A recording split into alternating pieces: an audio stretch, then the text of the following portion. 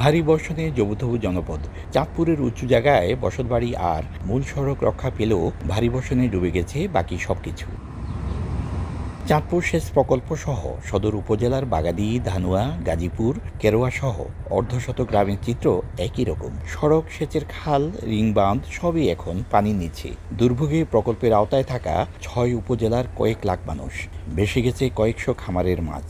চলতে সমস্যা, রান্না বান্নার সমস্যা, গরু ছাগল দিয়ে, হাঁস মুরগি দিয়ে বিপদে আছে। হাজার হাজার টন টাকার, কোটি টাকার মাছ ছুটে গেছে মানুষও পানিবন্দী হয়ে গেছে।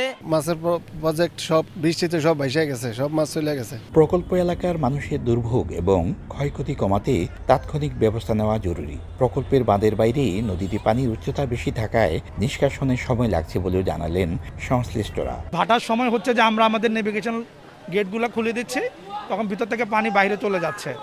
আর অন্য সময় যেগুলো আছে, অন্য সময়গুলোতে হচ্ছে যে আমাদের পাম্পগুলো অপারেটরই চলতেছে।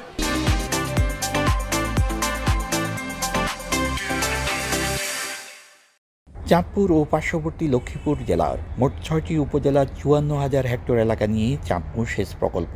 এতে পানি সরবরাহ ও নিষ্কাশনের জন্য স্লুইস গেট আছে মাত্র ২টি। ফারুক আহমদ, সময় সংবাদ, চাঁদপুর।